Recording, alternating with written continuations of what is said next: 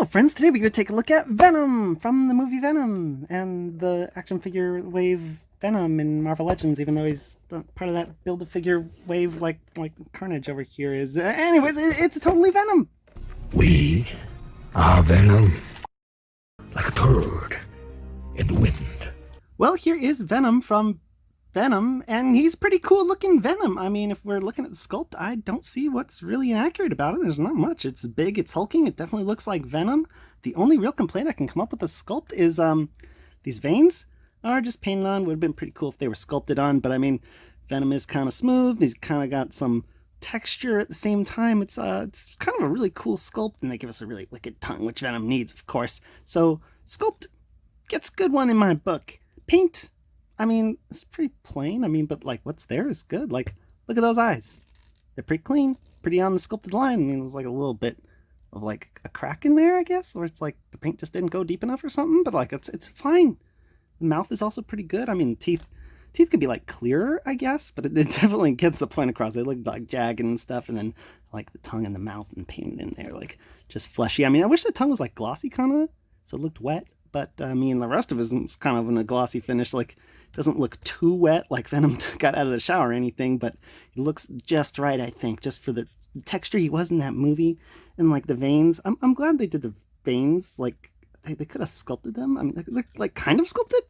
Like there's a little bit of bump here, but I think it's just like the texture coincidentally lining up with the painted vein, because nowhere else is it really like so. I mean, like a little bit right here, maybe even, I don't know. But the point is, the sculpt is like smooth there generally. The veins are basically painted on, and Venom infamously did not have the Spider-Man logo and the white spider logo, or Venom logo, or whatever you want to call it, in the movie, because Spider-Man wasn't in that movie, so it wouldn't make sense where he got that from. But he's got these veins instead that are white, and they look kind of cool. They're just on the upper torso, and below that you got nothing for paint except sort of a semi-gloss finish and a little butt tattoo there.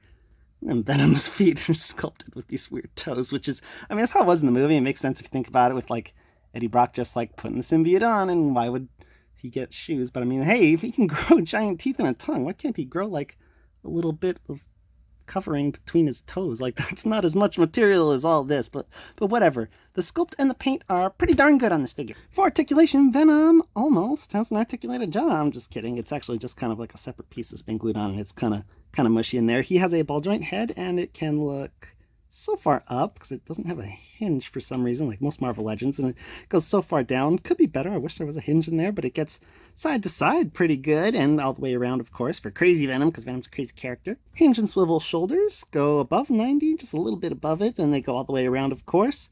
Cuts at the biceps, swivel all the way around, and he's got double elbows, which, you know, big bulky character like Venom definitely needs. And he's got hinge and swivel wrists.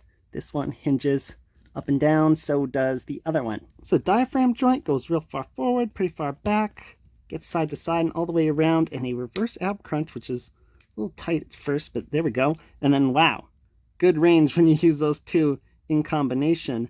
And he gets no swivel at the waist, strangely, which, I mean, like, they could have done, like, just below that joint, I guess. I don't know, like, it doesn't look like there's enough room, but if you think about making the figure, they could have engineered it so that there was enough room to do it, and I don't know, they didn't. Anyways, he's got ball joint hips so far up, which is pretty good. He doesn't get the V-crotch problem, and they don't really go back because butt's in the way, and that's a big round butt there.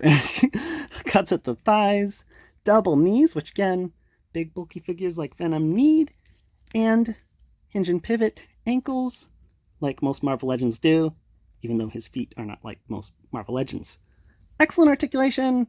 Maybe they could have added a jaw and a removable tongue, but I mean, that's about it. Or butterfly joints, too. Butterfly joints would have been cool.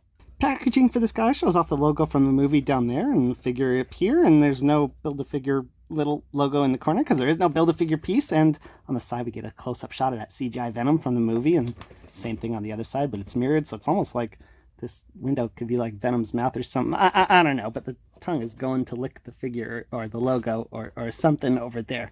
And on the back we get Venom with some red mist around him, as if he like killed people in the movie. I don't think like that violent, the point where he's in like a cloud of blood. Anyways, up top there's a little write-up that says, failed reporter Eddie Brock is hijacked by an alien entity that takes a liking to Earth and decides to protect it.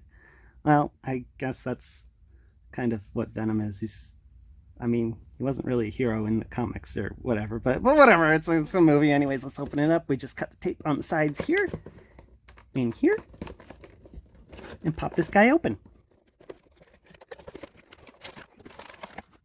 So the back of the packaging had like this red cloud and inside's like this blue cloud. And I don't know I don't remember that in the movie at all, really. I mean, I'm sure there were clouds, but is this a thing? Doesn't look like Venom has any twist ties, but on the back there's this weird cross-hatch pattern of the little part of the tray that holds the figure, and it's not on the rest of the tray. I don't know what that's for, but Venom just pops out, and yeah, man, you can really see that weird pattern in there, and it kind of continues on the sides. What is with that? I've never seen that before. It's so odd. But Venom was easy enough to get out, so packaging pretty good. For accessories, Venom gets an alternate head that is all teeth, no tongue, and an alternate pair of hands that are fists. And that's it. I mean, it doesn't come with a Build-A-Figure piece, and even though it costs as much as figures that do, but I mean, that's what you get for accessories. Anyways, I can pop this head off with the tongue. And where the heck did that... There it is. Head with just the smile on it. Kind of tough to pop on there. It's a pretty big ball and kind of a small hole. I mean, it was how it's supposed to be, but it's like it's... there we go. Okay. Didn't need to heat it up, but yeah, pops on okay. This is kind of pin-headed Venom, and is it me or does he look like he's just happy? He is a happy camper. Anyways, head was fine. Let's pop off a hand now. And get a fist on. That's pretty cool.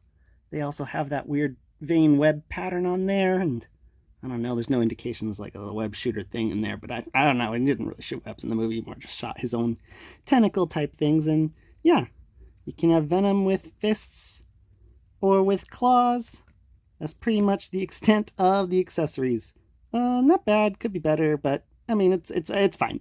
I'm okay with it. Scale time! Venom is a big boy who stands at about 7 3/4 inches tall, or 20 centimeters. As always, here he is with my Marvel Legends Pizza Spidey and DCUC Batman. He's in pretty good scale with them.